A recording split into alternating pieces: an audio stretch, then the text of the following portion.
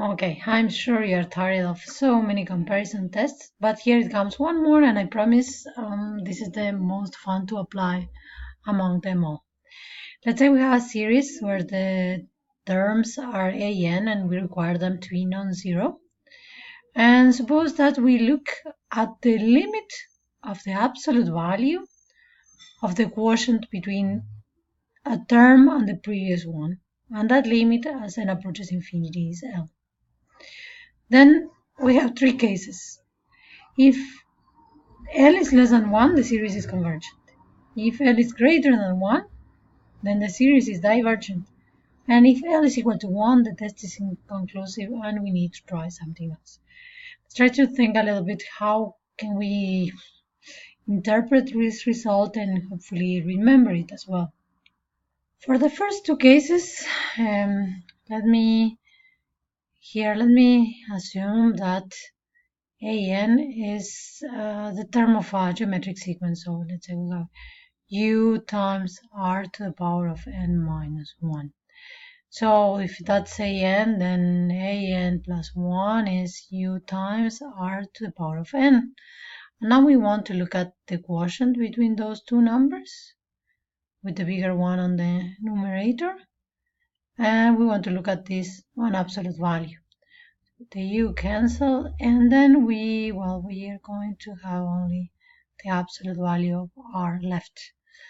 And we know that if what we are talking about is a geometric series for the absolute value of r, the common ratio, less than 1, then we have convergence, and for greater than 1, we have divergence.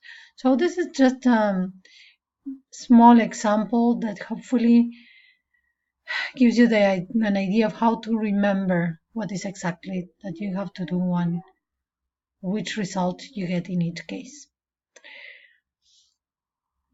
Now this applies to part A and part B. About part C, the comment I will make is, let's say what. Now this last comment applies to interpreting parts A and B. About part C, let me make the following comment. Let's say we have a P series, so we have 1 over n to the power of P.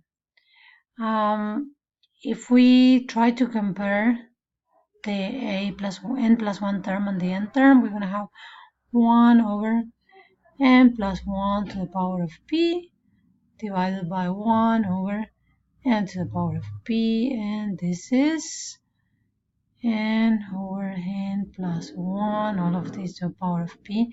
Well, theoretically we need to also add the absolute values. When they are not important here, everything is positive.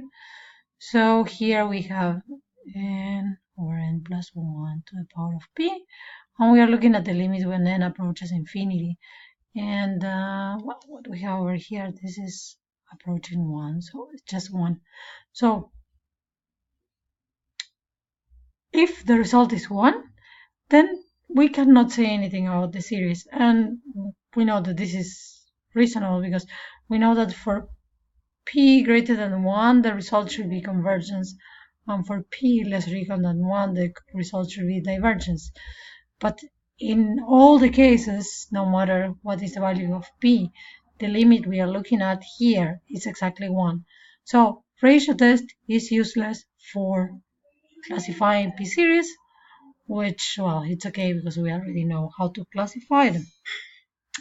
So, in which cases is it going to be useful? Because obviously the geometric series, we don't need them for them.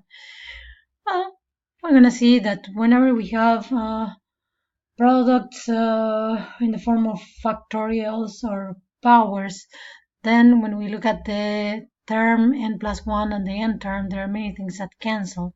And those are the cases where we want to apply the ratio test. Let's see an example. The example we are going to classify over here is the sum of n to the power of n divided by n factorial. So an is n to the power of n divided by n factorial. Now we need to look at the quotient between the term an plus 1 and the term an, and all of that in absolute value. So we're going to have n plus 1 to the power of n plus 1 over n plus 1 factorial, and then divided by the n term, so we multiply by the reciprocal, n factorial over n to the power of n. Let's see what we can cancel out over here. Well, definitely the n factorial cancels with the factorial of the n plus 1. Remember that n plus 1 factorial is n plus 1 times n factorial. So that was what we cancel over there. And then we write over here. So we have n plus 1 times n plus 1 to the power of n, and then divided by n to the power of n, and there is also the n plus 1 that was left from the factorial in the denominator, so we can cancel the n plus 1s over here, and so this is n plus 1 over n to the power of n, and we are looking at the limit of this when n approaches infinity. What is this? I'll let you 1 second to think about, pause the video and try to see if you remember. Maybe the hint of rewriting this as 1 plus 1 over n, all of that to the power of n, is useful. And then you remember that this limit as n approaches infinity is actually e. But, well, if this is the limit, e is greater than 1. So the conclusion is that the series diverges.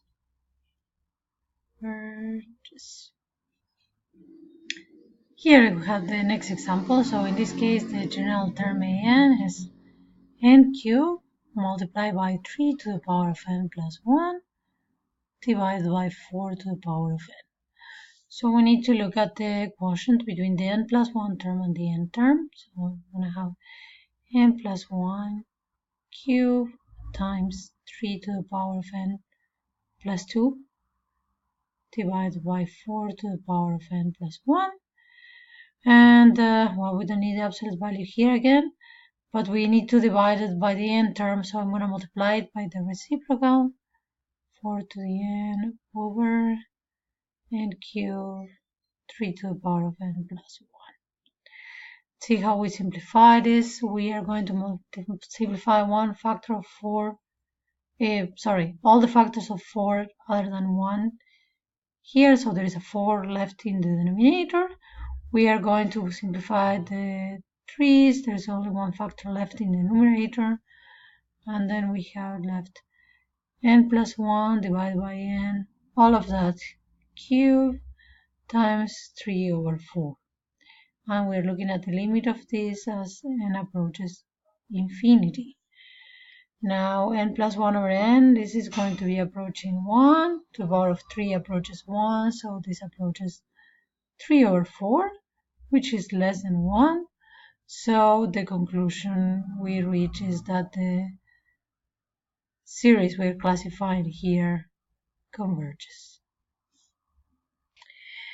Now we have the following series. It has the general term 2 to the power of n times x to the power of n divided by n. So it depends on x. And we want to see for which values of x this series is convergent. And this is going to be super relevant later on when we look at series of functions, because that's what it is. This is a series of functions. So in this case, let's write over here what the general term is. an is 2 to the n times x to the n divided by n. And we want to look at the quotient between the n plus 1 term and the n term, and all of that in absolute value. And here the absolute value is very important, because we don't know if x is positive or not. So we're going to have 2 to the power of n plus 1 times x to the power of n plus 1 divided by n plus 1 times, I'm going to take the reciprocal of an, so n divided by 2 to the n times x to the n, all of this in absolute value. And let's see what we can cancel. We can cancel the n factors of 2. There is only one factor of 2 left in the numerator. And we can rewrite this as, well, n over n plus 1. We don't need the absolute value for that part. And then we are going to have the absolute value of x to the power of n plus 1 over the absolute value of x to the power of n. So actually we can also cancel the factors of the absolute value of x. And we need to look at the limit of this when n is approaching infinity. And actually, well, we have this n over n plus 1. This is approaching 1. So all of this is just approaching the absolute value of x. Because we want to check when the series is convergent, we want to know for which values of x the absolute value of x, is less than. Oh, sorry, we forgot a factor of 2. Let me add it over everywhere. There's a factor of 2 here, and then there is a factor of 2 here. Oh, sorry about that. Anyways, going back here, we want to see for which values of x 2 multiplied by the absolute value of x is less than 1. So we need the absolute value of x to be less than half. So the answer to our question would be converges for absolute value of x less than half.